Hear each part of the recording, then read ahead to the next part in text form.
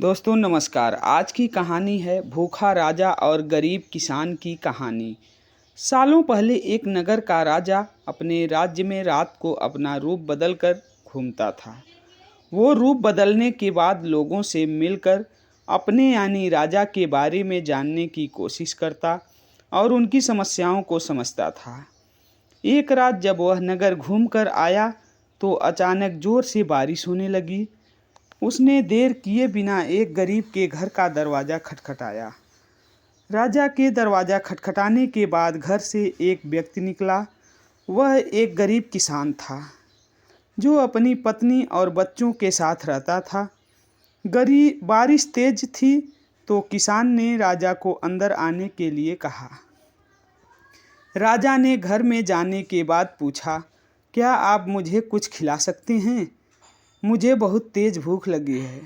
वो गरीब किसान और उसका परिवार 3 दिनों से भूखा था और उसके घर में एक भी अन्न का नहीं था। किसान के मन में हुआ कि भले ही हम भूखे हैं लेकिन अपने अतिथि को यूं भूखा नहीं रख सकते। अब किसान ये सोच कर बेचैन हो गया कि अपने अतिथि का पेट कैसे भरा जाए। तभी उसने घर के सामने वाली दुकान से चावल चुराने की तरकीब सोची। उसने सिर्फ अतिथि के लिए ही 2 मुट्ठी चावल लिया और उसे पकाकर राजा को खिला दिया। तब तक बारिश रुक गई थी और राजा अपने घर चला गया। दूसरे दिन दुकान का मालिक अनाज की चोरी का शिकायत लेकर राजा के पास पहुंचा। राजा ने दुकान के मालिक और उस गरीब किसान को अपनी सभा में प्रस्तुत होने का आदेश दिया।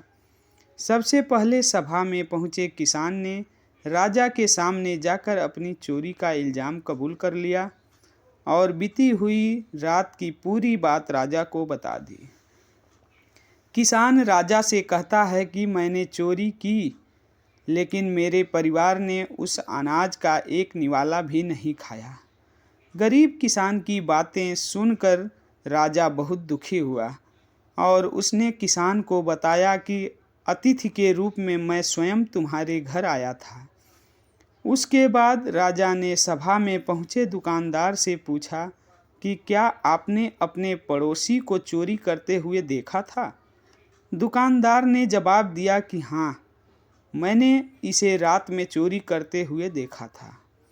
दुकानदार की बात सुनने के बाद राजा कहता है कि इस चोरी के लिए मैं पहले जिम्मेदार हूँ और फिर दूसरा तुम हो, क्योंकि तुमने अपने पड़ोसी को अनाज की चोरी करते हुए देखा मगर कभी उसके भूखे परिवार को नहीं देखा। तुम अपने पड़ोसी होने का धर्म बिल्कुल निभा नहीं पाए। इतना कहने के बाद राजा ने दुकानदार को सभा से जाने के लिए कह दिया और किसान की अतिथि निष्ठा भाव को देखकर उसे 1000 सोने के सिक्के इनाम के रूप में दे दिया। कहानी से दोस्तों हमें यही सीख मिलती है, अगर कोई आसपास रहने वाले मुसीबत में हैं तो हमें उनकी मदद ज़रूर करनी चाहिए। Thanks for watching. दोस्तों अगर वीडियो पसंद आई हो तो लाइक, शेयर और सब्सक्राइब करें। Thank you.